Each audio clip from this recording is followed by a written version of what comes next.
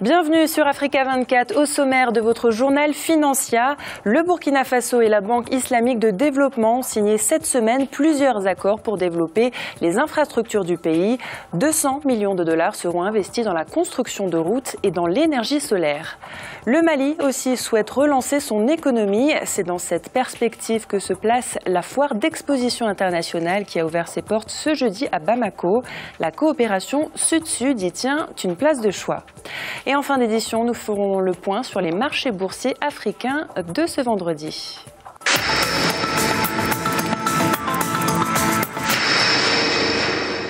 « 200 millions de dollars en faveur du Burkina Faso, c'est le montant des accords de financement signés ce mercredi à Rabat au Maroc entre le Burkina Faso et la Banque islamique de développement.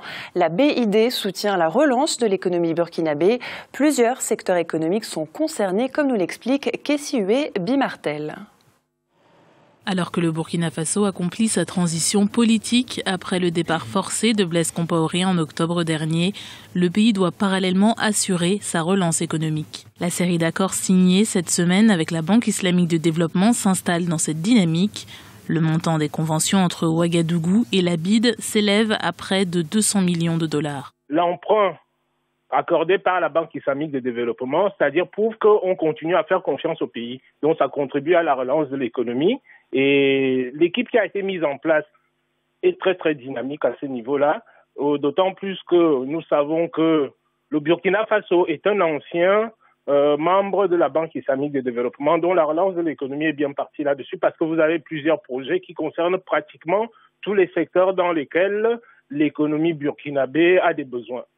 Dans le cadre du premier accord, la Banque islamique de développement soutiendra l'amélioration d'un tronçon routier de 145 km à la frontière avec le Bénin pour un montant de 75 millions de dollars. 18 millions de dollars et demi viendront également appuyer la seconde phase d'un projet d'adduction d'eau potable à Ouagadougou. Le redécollage économique du pays est en partie lié à la mise en place rapide de la transition politique. La situation qui se présente au Burkina est une situation qui est assez surprenante à plusieurs égards, dans la mesure où nous savons que ça fait à peine un mois de cela qu'il y a eu des événements du Burkina Faso, à savoir le départ du président de la République. Mais je tiens à féliciter, si vous voulez, cette logique-là. Toutes ces actions-là contribuent à accélérer la relance de l'économie burkinabé à ce niveau-là. Les autres conventions signées avec la Banque islamique de développement concernent un projet d'électrification rurale à base d'énergie solaire et un projet sur la filière coton. Le Burkina Faso a rejoint la Banque islamique de développement en 1978. À ce jour, les encours de crédit accordés à Ouagadougou par l'institution s'estiment à 1,15 milliard de dollars. La suite du feuilleton judiciaire entre le groupe Ecobank et son ancien directeur général Thierry Tannot. Le tribunal de commerce d'Abidjan a condamné le groupe bancaire à verser 7 milliards de francs CFA à son ancien dirigeant pour licenciement abusif sans préavis. Le tribunal a également retenu la charge de diffamation à l'égard de Thierry Tannot.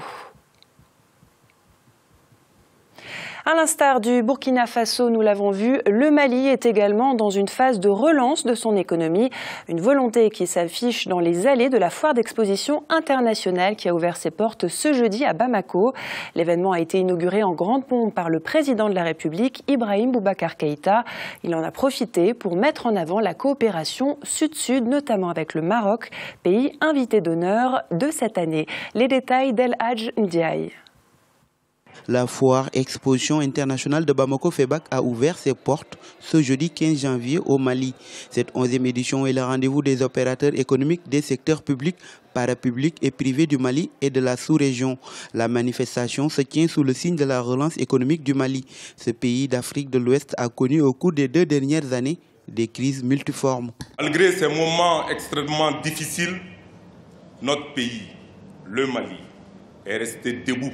Cette 11e édition de la foire exposition de Bamako signe le retour du Mali dans l'arène commerciale et économique internationale grâce à l'engagement de ses opérateurs économiques et à l'accompagnement de ses partenaires auxquels j'adresse ici mes sincères remerciements.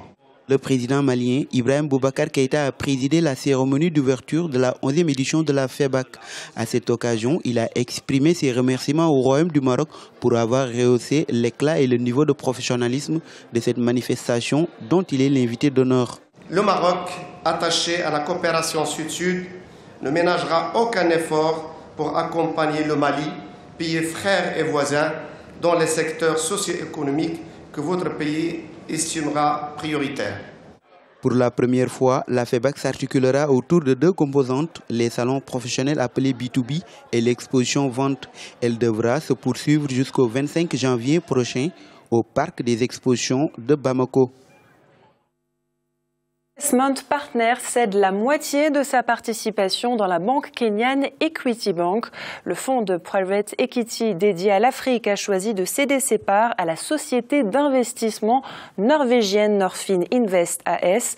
Le montant de la transaction n'a pas été divulgué.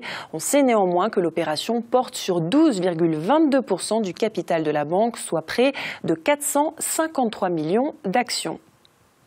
Du côté de l'île Maurice, le conglomérat Ciel Group serait sur le point de finaliser un partenariat stratégique avec le capital investisseur Amétis, qui est spécialisé sur l'Afrique. L'officialisation devrait se faire sous réserve du feu vert des autorités de régulation, avec une prise de participation maximale de 25% au capital de Ciel Finance Limited. L'entreprise mauricienne est active dans l'industrie textile, sucrière et dans le tourisme. Elle emploie plus de 20 000 personnes, notamment à Maurice, à Madagascar, en Tanzanie et en Inde. À présent, voyons les résultats à la clôture des marchés boursiers africains pour ce vendredi. En Afrique australe et dans l'océan Indien, baisse de 0,37% pour l'indice sud-africain et aussi pour la bourse de Nairobi. Du côté de l'île Maurice, la baisse est de 0,08% et pour les marchés boursiers du Botswana, l'indice est également négatif à moins 0,09%. Du côté de l'Afrique centrale et de l'Ouest, le marché boursier nigérian clôture la journée avec une hausse de 0,77%. La BRVM d'Abidjan baisse, elle, de 0,88%. Et la bourse du Ghana clôture ce vendredi à moins 0,08%. En Afrique du Nord, l'indice tunisien clôture à 0,73%.